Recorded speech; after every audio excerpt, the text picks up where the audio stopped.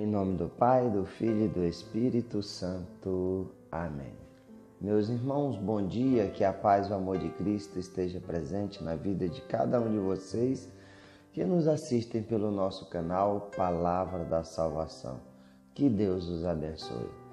Meus irmãos, começamos mais um mês, hoje, dia 1º de março de 2019, sexta-feira. O evangelho de hoje é de Marcos, capítulo 10, versículo do 1 ao 12. O Senhor esteja conosco, Ele está no meio de nós. Proclamação do evangelho de Jesus Cristo segundo Marcos. Glória a vós, Senhor. Naquele tempo, Jesus foi para o território da Judéia, do outro lado do Jordão. As multidões se reuniram de novo em torno de Jesus e ele, como de costume, os ensinava.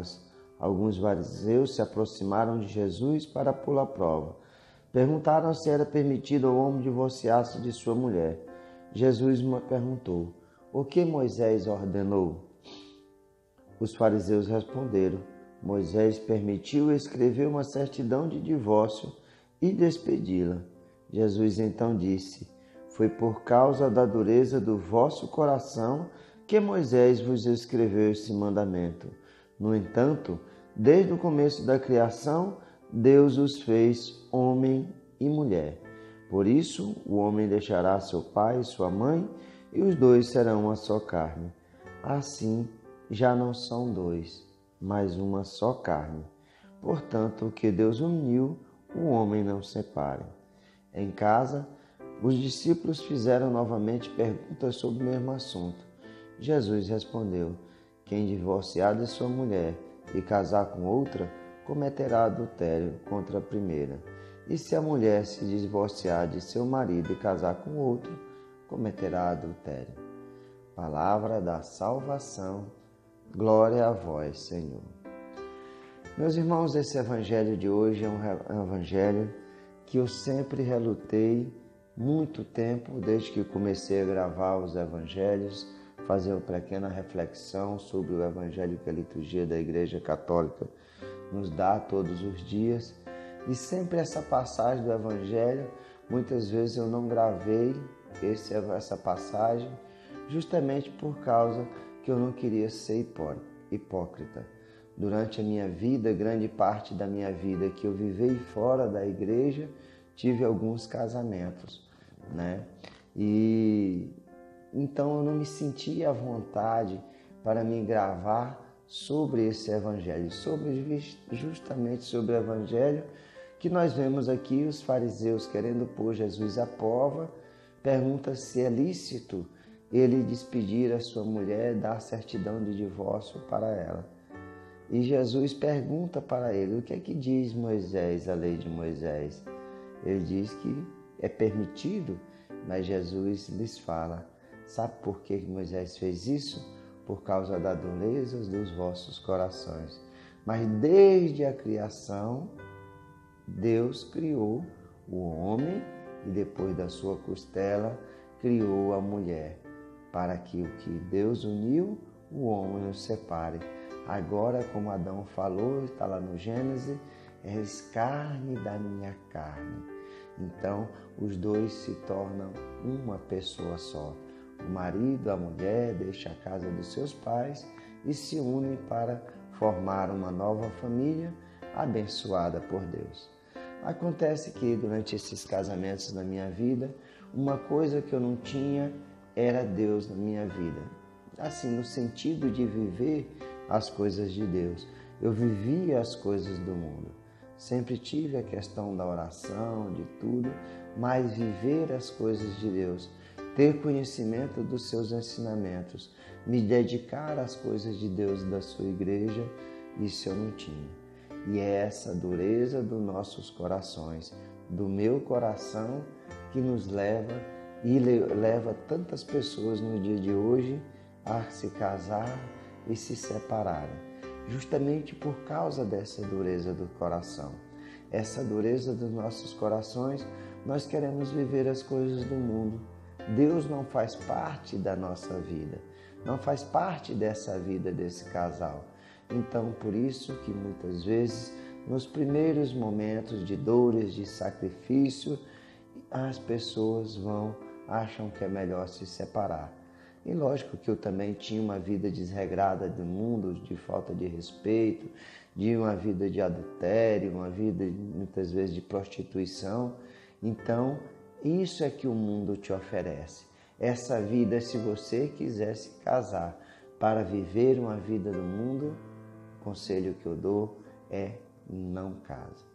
Graças a Deus eu sou um abençoado. Deus age com misericórdia na minha vida.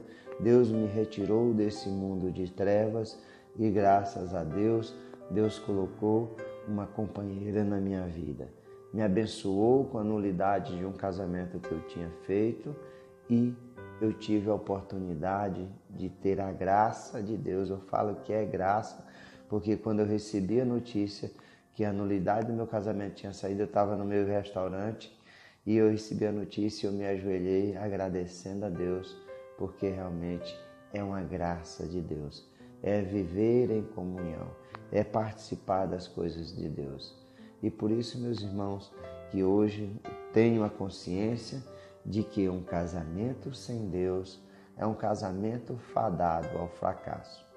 Muitas pessoas acham e se casam achando que as pessoas irão lhe completar. Não, o casamento é doação, é uma vida de você viver em função do outro, viver para o outro. Assim também sua companheira vai viver em função de você. Para os dois, aí sim, os dois com objetivos em comum, sonhos em comum, uma vida de oração, uma vida dedicada às coisas com Deus, não é que as dificuldades não irão existir. As dificuldades irão existir, mas quando Deus está no meio do casamento, no seio da sua família, aí o nosso coração deixa de ser duro.